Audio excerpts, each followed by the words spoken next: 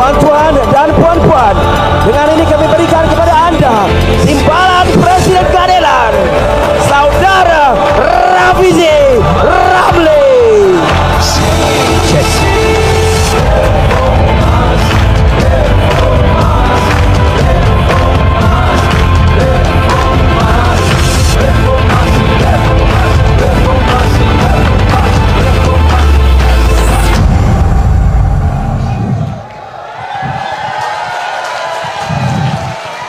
Assalamualaikum warahmatullahi wabarakatuh.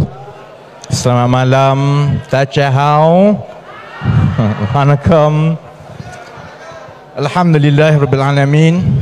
Wassalatu wassalamu ala asyrafil anbiya'i wal mursalin wa ala alihi wa sahbihi ajma'in.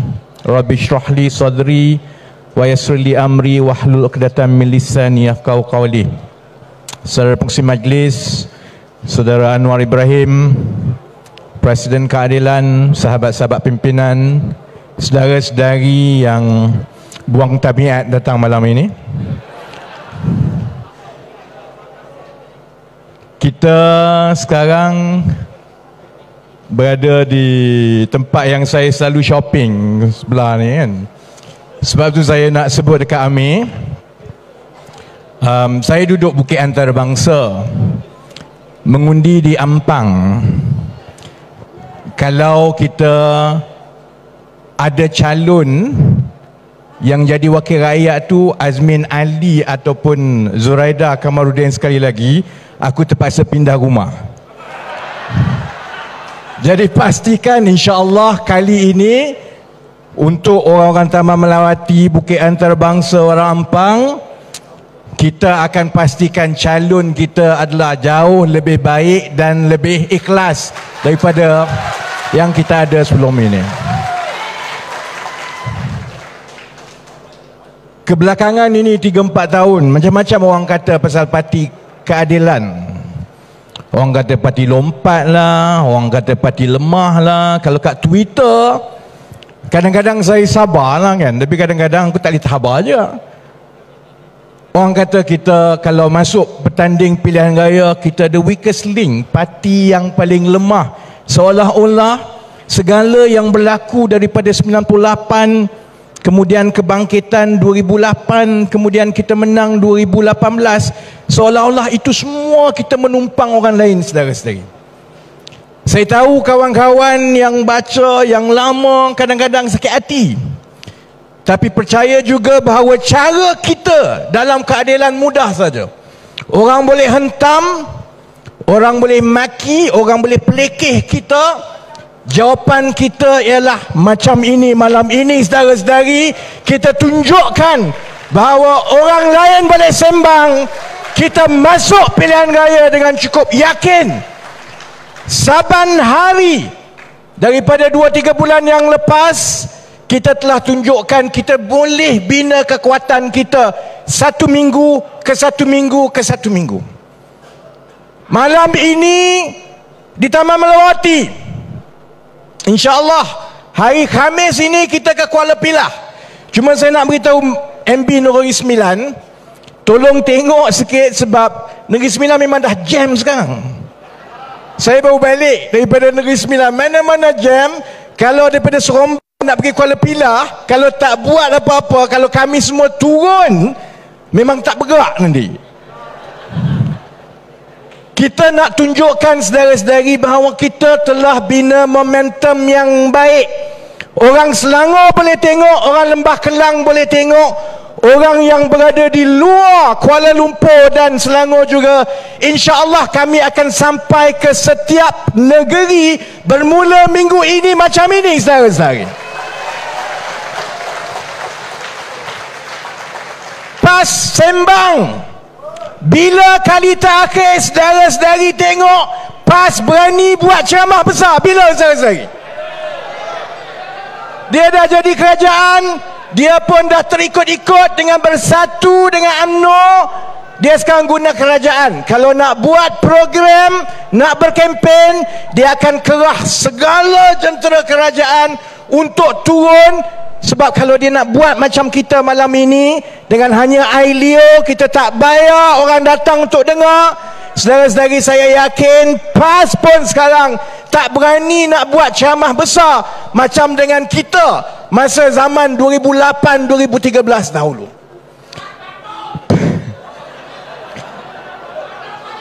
UMNO, saudara-saudari tahu, orang sibuk pasal harga barang naik, mata wang jatuh, UMNO sibuk menangis. Dia dah menangis untuk Najib, kemudian dia menangis untuk Rosmah. Sekarang saya tahu, saya nak nasihatkan kawan-kawan dalam UMNO, tolong simpan air mata sikit, sebab kamu kena menangis untuk Zahid pula lepas ini.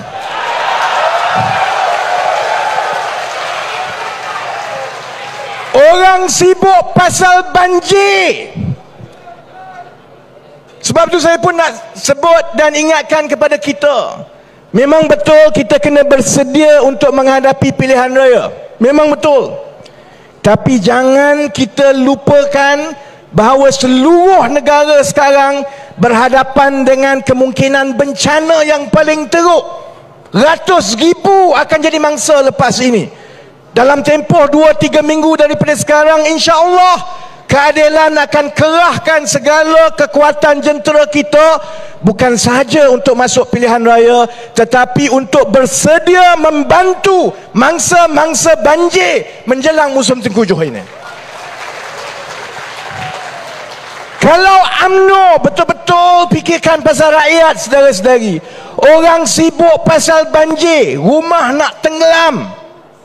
Masalah banjir daripada 2013, 2014 tak selesai, makin teruk. Dulu negeri saya je Terengganu kena, sekarang Selangor pun kena. Kalau saya bertanding kat Johor, Johor pun kena. Dia ikut saya bagaimana?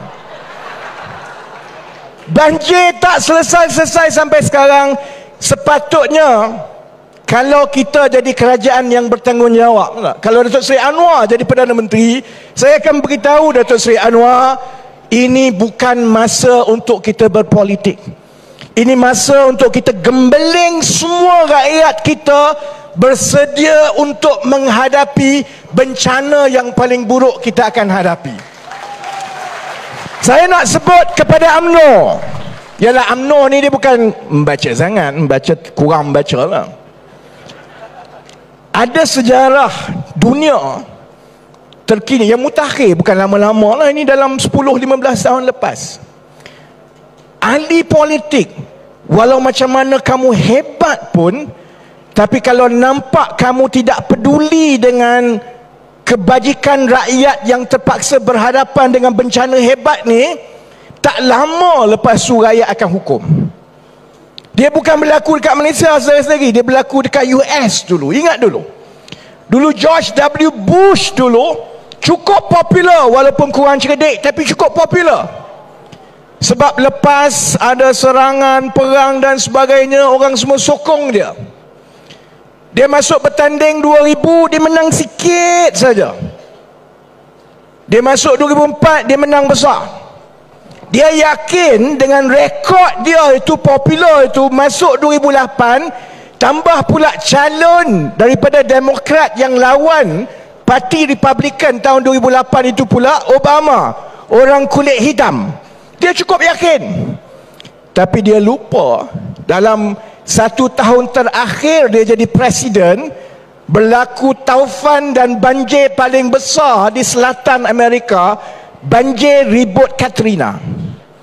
Kalau siapa tahu tengok, salah satu sebab utama Parti Republikan kalah kuasa tahun 2008 masa Obama menang adalah kerana rakyat Amerika tengok, kamu ni masa orang tengah susah, tenggelam, rumah hancur, kamu dengan kuasa kamu sibuk dengan pilihan raya, lalu mereka dihukum.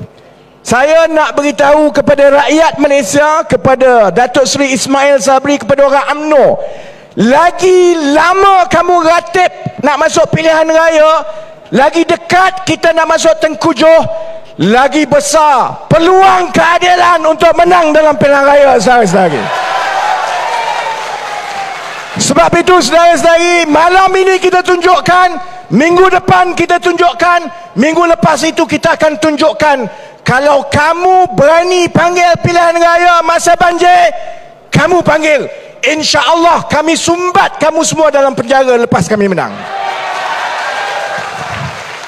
Saudara-saudari, kita ada masalah besar. Masalah banjir ni satu hal. Jangan ambil mudah soal banjir semua. Masalah yang lagi besar ialah masalah kita tersangkut. Sebagai sebuah negara, kita sekarang ni jadi negara yang tersangkut. Nak pergi kanan tak boleh, nak pergi kiri tak boleh. Kiri sini, kanan sini.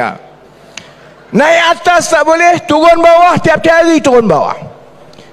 Kalau Datuk Seri Anwar jadi Perdana Menteri, dan Datuk Seri Anwar tahu, kadang-kadang dia suka, kadang-kadang dia menyampah dengan saya sebab itu. Sebab saya beritahu, tak mudah nak jadi Perdana Menteri sekarang. Orang tanya saya sebab apa saya tak berminat dengan politik.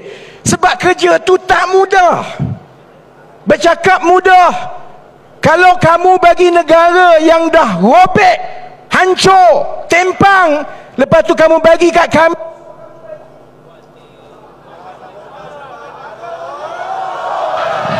Dah. Bukan Rosmah dah. Ada tahu. Bukan Rosmah. Dulu kalau saya bercakap, tiba-tiba dia hilang. Mesti Rosmah ni kan. Bukan.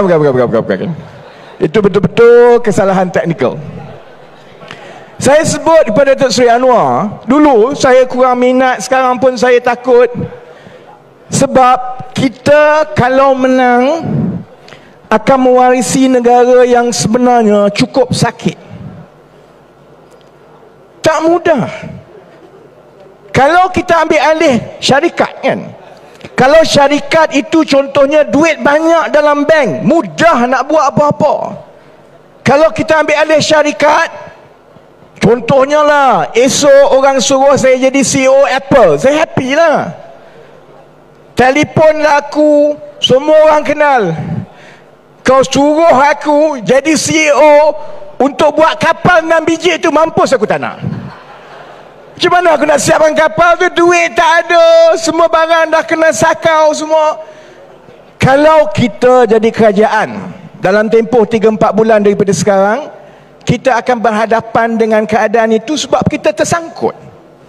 Minggu ini mata wang kita jatuh ke peringkat paling rendah sejak 1997. Tak pernah berlaku macam ini. Saya tunggu jugalah kod-kod Menteri Kewangan Tengku Zafrul. Dia dulu form 5 dekat sekolah masa saya form 1. Dulu pun aku tak ingat, sekarang pun aku tak ingat. Masa dia jadi Menteri Kewangan, dulu orang tanya, ingat tak sekolah dulu Tengku Zafrul masa kau form 1, dia form 5, kau ingat ke dia? Tak ingat lah. Sekarang pun saya tak ingat. Sebab bila benda paling besar jadi, mata wang jatuh sampai RM4.5 untuk $1, satu patah pun tak keluar daripada dia sehari-hari. Boleh tanya Datuk Seri Anwar masa 1997-98, bila mata wang kita jatuh dan jatuh, itu krisis nasional. Dia ada kesan kepada semua rakyat. Contoh dia apa dia? Mata wang jatuh, bank negara tak ada pilihan, dia kena naikkan interest. Pakcik tanya, macam mana pula, apa kena nak naik interest dengan mata wang ni? Dia begini tak, mata wang naik bila ada permintaan untuk orang beli mata wang kita. Orang nak beli ringgit. Kenapa orang nak ambil ringgit? Dia nak beli ringgit sebab dia kena bayar dalam ringgit. Macam mana orang bayar dalam ringgit? Ada dua kemungkinan besar, ada dua cara besar lah. Satu, ramai orang datang melabur di Malaysia. Dia nak melabur di Malaysia, ya pergi beli kat melewati mall, bagi duit dolar. Siapa nak lah, sekarang ada lah kan. Dia kena bagi ringgit. Jadi kalau ada pelaburan besar, ringgit naik lah. Sebab permintaan orang akan tukar. Nah, ambil, saya ada dolar tapi saya nak melabur di Malaysia, saya kena belanja dalam ringgit, saya nak ringgit. Lagi banyak permintaan, lagi ringgit naik. Cara kedua ialah apabila ada urusan dagang yang orang kena bayar dalam ringgit. Contohnya, Bila kita ekspor barang kita keluar negara, orang lain beli barang kita, dia order, bila dia bayar, dia kena bayar dengan ringgit. Maksudnya lagi tinggi ekspor kita, lagi bagus ekonomi kita, maka lagi banyak orang terpaksa tukar mata wang ke dalam ringgit untuk bayar kita. Mudah saja. Tak mudah untuk Ismail Sabri lah kan, tapi mudah untuk kita. Jadi bila tengok mata wang jatuh ini, jelas sekali bahawa ada benda tak kena dengan ekonomi kita. Apa kaitan kadar faedah pinjaman dengan mata wang turun naik? Pelabur-pelabur dah ada duit banyak ni, satu dunia ni, dia tengok dekat mana aku nak letak duit aku untuk dapat pulangan. Pulangan yang paling mudah ialah dalam bentuk faedah yang bank bayar 3%, 2%, 4%. Dah lah mata wang Malaysia ni tak bagus, ekonomi nampak macam rapuh. Kemudian bila Amerika Syarikat dia naikkan kadar bunga dia, kalau simpan duit kadar faedah dia naik, sudah tentu orang kata daripada aku letak kat Malaysia, dah lah tak ke mana, tak tahu apa cerita, baik aku letak duit kat Amerika. Jadi orang pelabur, termasuklah juga orang-orang kaya Malaysia jugalah, dia pun buat keluar duit daripada bank kita, dia tukar ke dolar, dia hantar ke Amerika Syarikat, simpan dalam akaun dolar. Bila itu berlaku, maka mata wang makin jatuh dan makin jatuh. Dan kalau kita jadi Gubernur Bank Negara pun, kita tidak ada pilihan lain kecuali nak kata untuk memastikan tidak teruk jatuh ni, kita naikkan sikit. Masalahnya bila naik kadar faedah ni, siapa jadi mangsa saudara-saudari? Rakyat biasa macam saudara-saudari. Walaupun saudara-saudari tak tukar duit dalam dolar, walaupun saudara-saudari tak ada simpanan di luar negara, saudara-saudari akan jadi mangsa dengan dua cara. Pertama, bayarlah kau interest mahal lepas ni. Interest naik, orang dulu beli rumah masa interest rate 1%, 2%. Naik 1%, contohnya tambahan bayar bulanan rumah itu boleh naik RM50, RM60, RM70 sebulan. Tanya menteri, dia kata, Allah, RM60 pun kamu nak berkira. Tapi kalau kita ada anak 5, kereta nak kena bayar, minyak nak kena bayar, rumah nak kena bayar, selama ini pun hidup dengan berhutang, RM60 tambahan yang kita kena bayar tiap-tiap bulan itu menyebabkan daripada kita berhutang kredit kad, silap-silap hari kita pergi berhutang alung, saudara-saudari. Itu beza dia. Apabila mata wang ini makin lama makin turun. Satu, interest rate. Yang kedua, yang turut kita rasai tiap-tiap hari, saudara-saudari, ialah harga barang makin naik. Sebab kita import barang. Kita tak tanam bawang sendiri. Cili pun silap-silap hari kita import. Beras pun kita import. Lembu lagi lah. Dulu percaya saya kat Syarizat, sekarang padan muka. Lembu kita import, kambing tak ada, semua kita import, saudara-saudari. Bila makanan kita import, kita tak ada pilihan lain. Bila mata wang kita turun, walaupun sebenarnya harga barang itu tak naik pun, tapi sebab kita kena bayar dengan mata wang yang lebih rendah, harga naik. Sebab itu harga kita makin naik dan makin naik. Yang ini yang saya marah kepada kerajaan yang ada sekarang. Bila kita tanya dia pasal harga barang naik, apa kamu nak buat? Bila kita tanya dia tentang kejatuhan mata wang, kau tengoklah, ya, selain daripada jawatan kuasa jihad, yang lain saya tak nampak sendiri. Saya nak marah Ismail Sabri ni, kesian. Dia muka baik, muka dia muka blur je. Jadi nak marah pun tak sampai hati. Dulu senang masa zaman Najib dengan Rosmah, boleh hentam. Kalau Muhyiddin, kita marah dia, dia action balik, aku tekan button kang. Ini Ismail Sabri, aku tengok, alah, nak marah dia pun UMNO pun marah dia, PAS pun marah dia, kita pula marah dia. Tapi itu yang jadi masalah sekarang. Kita berhadapan dalam keadaan rakyat terpaksa tanggung kegagalan pengurusan negara. Bukan saja gagal, tapi kita punya ruang untuk kita bertindak itu makin nipis dan makin nipis. Kalau dalam bahasa ekonomi, kita kata Malaysia sekarang ni, fiscal space, ruang fiskal kita sangat nipis. Maksud dia begini, kalau saudara-saudari lah, gaji 3,000 sebulan, tak? Kalau belanja tu 2,000 sebulan, ada 1,000 sebulan untuk kita simpan. Kalau ada emergency, kita boleh keluarkan duit. Maksudnya kalau jadi apa-apa banjir ke, kita adalah wang sikit untuk kita tangani masalah itu. Malaysia ni saudara-saudari, maksudnya begini, gaji 3,000 sebulan, belanja 3,500 sebulan, mampus kau. Tak boleh buat apa dah. Kalau yang kutip cukai pun, kalau dia buat GST balik lepas ini, cukai yang dikutip hanya mampu untuk membayar belanja pengurusan tiap-tiap tahun. Bayar gaji, bayar subsidi, bayar sekolah. Nak buat jalan, tak ada duit. Nak buat sekolah baru, tak ada duit. Nak buat universiti, tak ada duit. Sebab wang yang ada cukup saja untuk mengurus.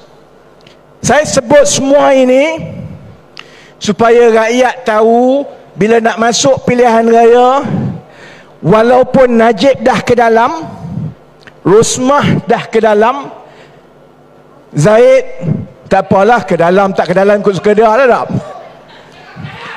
Bila saudara-saudari tengok muka Ismail Sabri, walaupun muka kita kesian kat dia, saudara-saudari kena ingat bahawa kita nak tukar kerajaan bukan sebab nak Anwar Ibrahim jadi Perdana Menteri, saudara-saudari.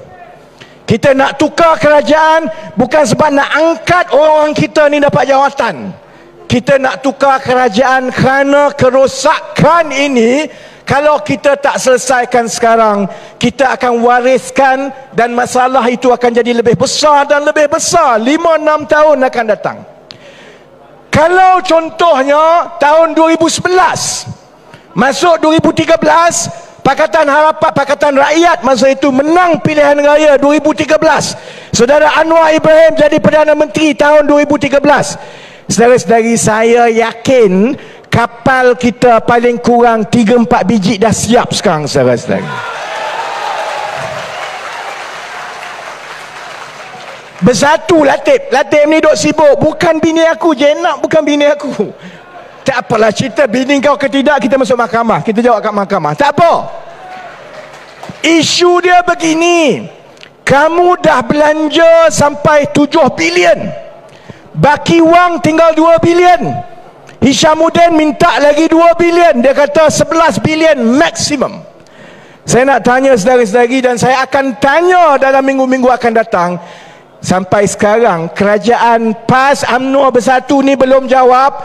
Sebenarnya dengan wang yang kita ada, bila kita tambah pun lagi 2 bilion, sebenarnya berapa kapal yang akan siap? Saya nak beritahu saudara-saudari, saya dah bercakap dengan kawan-kawan yang dalam Navy, yang duk buat kapal semua ni. Kalau siap 2 pun mereka bergembira, saudara-saudari.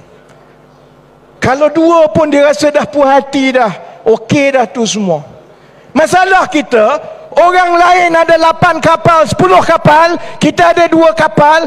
Kapal itu pula lewat sampai 1 dekad, orang lain nanti tambah lagi 10 kapal. Akhirnya macam Amin kata tadi, kita jadi negara bahan lawak dunia, bukan saja mengundi atas sampan. Lawan orang lain pun, Indonesia datang kapal besar, Singapura datang kapal besar, China datang kapal besar.